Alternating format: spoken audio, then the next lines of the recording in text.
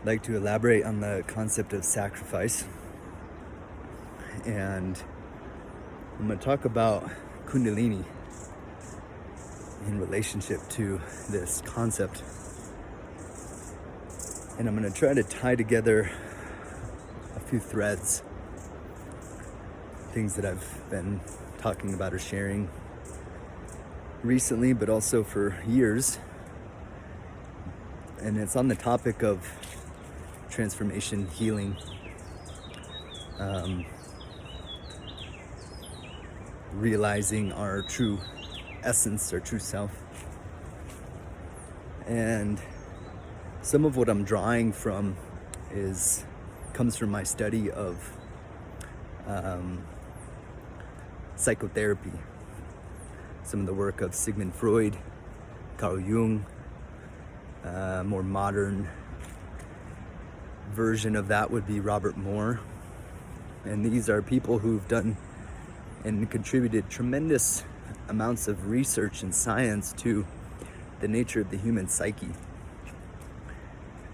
And so the question is, when we are pursuing healing or growth or transformation or change, what is it that's happening? What's taking place? And what does this have to do with the concept of sacrifice? And so I would start by saying that our ancient societies, indigenous societies, when early humans had no choice but to address the imbalances in their individual psyche and also their collective psyche, because if they didn't, their community would perish. And so this is well understood and respected, and the mythologies and the religions that have emerged from the different cultures that we've seen around the world are attempts to help humans understand this process. And essentially I'm talking about the process of renewal, the process of what's coming to mind is sort of this spiritual death and the transformation of the ego and the transformation of lower thought patterns, identities that aren't serving us or the world around us. And I say that this is understood by our ancient people because it was a necessity. The leaders in these communities, if they had not sufficiently purified their psyche, they were unfit to lead the people, and the people would suffer and they would perish. And so because this was a well-known phenomenon, the healing rites and the practices and the spiritual systems that were prevalent and are still prevalent today, as we draw from indigenous wisdom and natural law, sacred wisdom, to preserve the ancient ways that helped humanity evolve. Many of these ways are still available to us today, accessible. And what is missing in modern culture is an understanding of what these things are and the importance of them. And I circle back to the concept of Kundalini. And the concept of Kundalini in the yoga tradition, there are many ways to understand this force. And the way that I explain it is it's the force that is opposite to the ego. It is the force of all renewal. It is the force of creative life. And essentially it's an impulse that is in all of us, in everything actually, that's driving life forward. And that force cannot be denied. It cannot be, it's sort of like a law in a way. Just like the concept of gravity, it's a concept to help us understand a law that exists, that is a part of our reality, it's part of the fabric of reality. And with Kundalini, something we have to understand, I think, or that's useful to understand, is that there's a force in us that is propelling us along and propelling us towards the greater good, the higher outcome, you could say. And contrary to that force is the ego. The ego in Sanskrit is known as ahamkara, the I am action.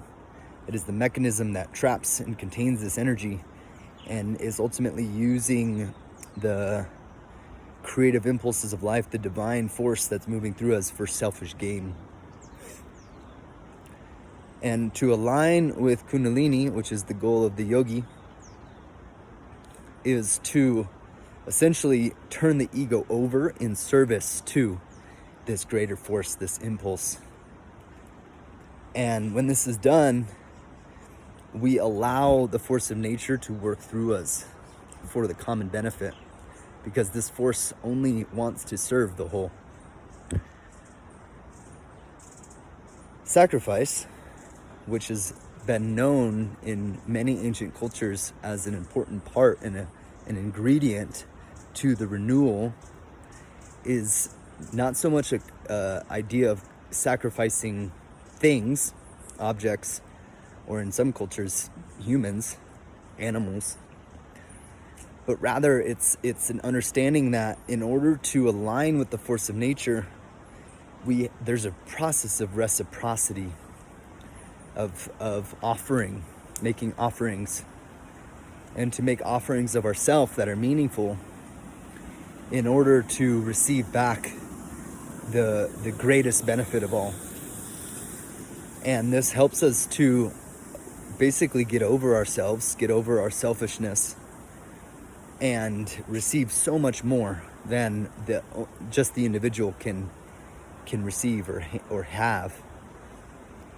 And sacrifice, this word can be seen many different ways, but I think that the way that I'd like to speak of it today on this topic is learning how to figure out and identify and locate in ourselves what needs to be given up to reach a state of greater harmony, coherence in myself, but also in my environment. What are the things, or what is the thing or the thing? What are the things that need to be offered to the divine so that the divine can work through me to bring benefit, not just to my own life, but to all of the lives around me? And I'll leave you with that, because these concepts work together, I believe. And they're part of the initiatory process that we all must go through to reach our greatest self. The greatest self, which is whole. And when we're whole, our individual is aligned and connected with and in coherence with the greater whole. We see that there's no separation. And we live in our lives in reciprocity and in alignment to what's all around us. And our individual benefits tremendously, because we actually get to become our fullest self, while also being our fullest self, being in service and in relationship to all of the things that are happening around us in a good way, in a beautiful way.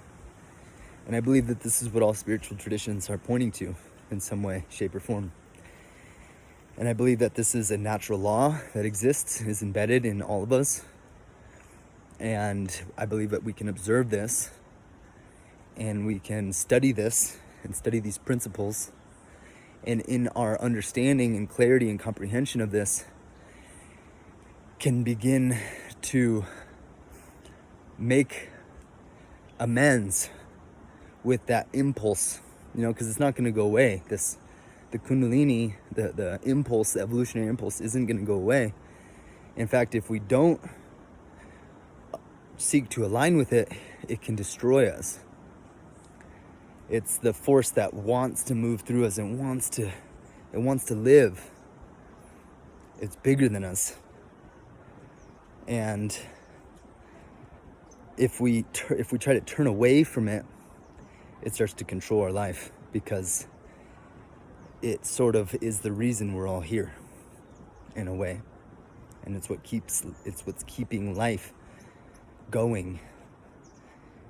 And so that is what I would like to conclude with, is to understand what Kundalini is, to understand what sacrifice is, and to understand how this all fits in our spiritual evolution, not only as individuals, but as a species and as a community. And so I hope that this brings insight to you, clarity, inspiration, and that you find in yourself resonance or truth in some way of some of the things that I'm sharing, and that they can help you, that you can integrate them to bring light to your life and to your community. Peace.